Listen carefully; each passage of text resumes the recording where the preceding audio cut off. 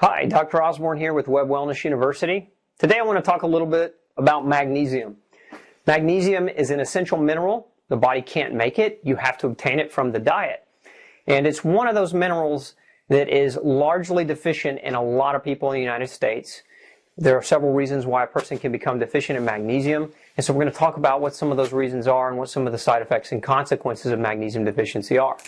So first of all, let's start with some of the things that we know can induce a loss of magnesium. So,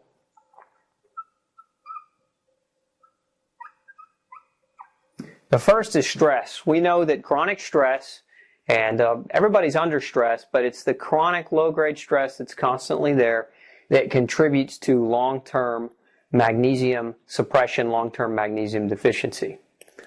The other thing that's common that causes a magnesium deficiency is diuretics. And diuretics can be a number of different things, but one of the most commonly used diuretic is caffeine. So people that wake up every day and get their morning cup of joe and they think that that is just fine and there's nothing wrong with 1 cup of coffee a day, realize what you're doing in part is you're inducing long-term chronic magnesium deficiency. Additionally, one of the other more common diuretics that's commonly used is alcohol. So those weekend drinking binges, those can also contribute to a depression of magnesium storage in the body. And then we also have blood pressure meds. So blood pressure meds can also lead to a magnesium deficiency. So the category of diuretics, the things like alcohol, caffeine, and blood pressure medications can also contribute to magnesium deficiency. And then lastly, the other thing that we have that reduces magnesium as a major common effect in the U.S. is diet. And the primary thing in the diet that causes magnesium deficiency is a high intake of refined carbohydrates. So what we're talking about here, carbohydrates we abbreviate CHO, increased dietary refined carbohydrates. These are breads, pastas, cereals, cakes, crackers, cookies, things that are highly processed that have a lot of calories from carbs or sugars and have very little nutritional value. And so those are your examples: breads, pastas, cereals. Other examples would be cakes, crackers, cookies, baked goods, things that just generally we consider to be junk food.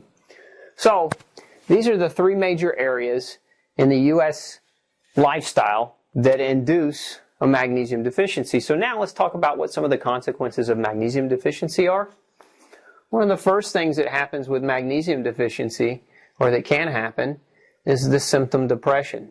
And so people can start to feel sad, they can start to feel apathetic, they can start to feel depressed, in a nutshell. Now, antidepressants are one of the top-selling drugs in America. So if we look at this and we say potentially magnesium is contributing to at least some of those cases of depression, and we investigate for magnesium deficiency as physicians in our patients, then maybe we can reduce needing the prescription and we can just address these three main areas with our patients so that they don't become depressed as a result of a magnesium deficiency. But you've got that, one of the more common side effects, or one of the more common things that happens, is we prescribe something called SSRIs, selective serotonin reuptake inhibitors. These are medications like Paxil and Prozac, and what they do is they're supposed to increase the amount of serotonin that your brain can communicate with, and therefore alleviate the symptoms of depression. Problem with some of these drugs is that they actually cause folic acid deficiency, or they can, and they can also cause vitamin B5 and vitamin B12 deficiency. And so you know what happens when you become folic acid and B12 deficient? You can also suffer from depression. So again, if we just go back up and address these things that induce the magnesium deficiency that causes depression in the first place, we wouldn't have to go through all this rigmarole right here.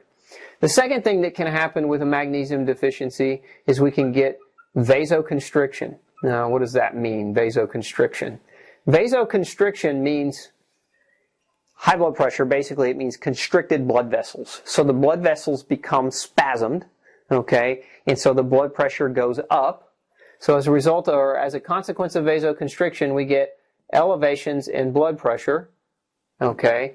And what do doctors do when we prescribe blood pressure? Or what do doctors do when we develop high blood pressure? They prescribe diuretics. Okay, so now we're on a diuretic. We're already magnesium deficient. The diuretic induces more of a magnesium deficiency. And so now we've just treated a problem and reinduced the same problem, and we've really not gotten anywhere. So again, if we just address these three elements in the origin of this whole issue, then we would never need to get to this point. So that's number two. What's the third thing that happens with magnesium deficiency? We get loss of bone. So we can have bone loss. Magnesium is a mineral. It helps with thickening of the cortical part of the bone. So that's the outer structure of the bone that's very, very hard. Magnesium helps to mineralize that area. So without magnesium, we can actually develop a deficiency in bone. And that's called osteoporosis or osteopenia for pre-osteoporosis. So what happens when people are prescribed or when people are diagnosed with osteopenia? What happens when people are diagnosed with bone loss? Is they're typically prescribed HRT. That's short for hormone replacement therapy. So estrogens are one of the more common prescriptions. And what do estrogens do? Estrogens cause a deficiency of folic acid, vitamin B5, and vitamin B12. So again, we end up creating more nutritional problems as a result of not addressing the three core issues of the cause of the magnesium deficiency. Now, the other thing that happens is we can develop muscle spasm.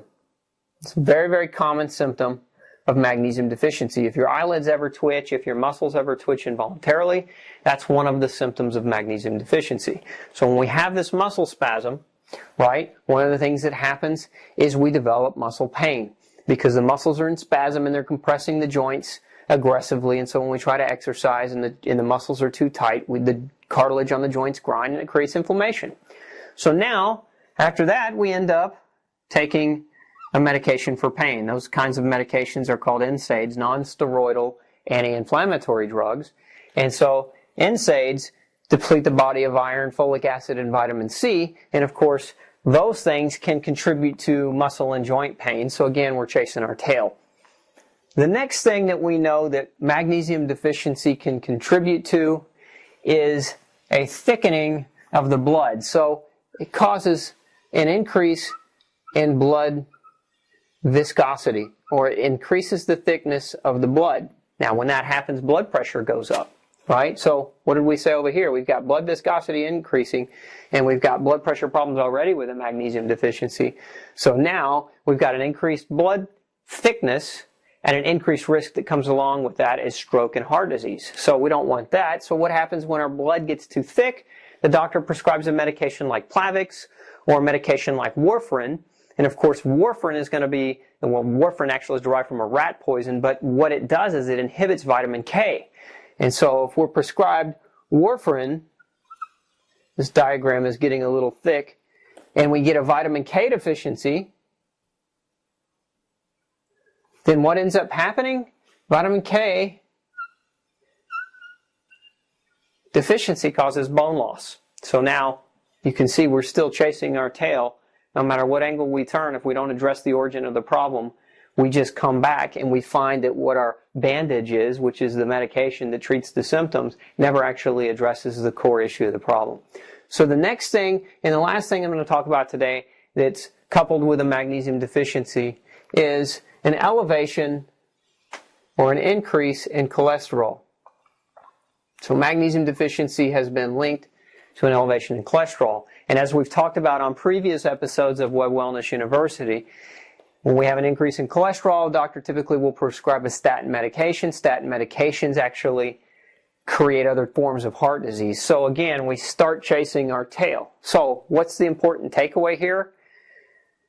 If your diet is high in refined carbohydrates, if you are a chronic diuretic user in the form of alcohol, caffeine, or medication, or if you are under undue stress from a chronic nature, whether you hate your job or you have a terrible commute to work or you're miserable in your marriage, whatever the case might be, it's a smart move to have your magnesium levels checked. And I'm not talking about your serum magnesium levels, because serum magnesium levels are not all that accurate of a blood test. You actually want to have your doctor run a test called a SpectraCell, where he can measure the amount of magnesium that's actually inside your cells. It's a much more accurate way to measure for magnesium, and you won't get a lot of false results.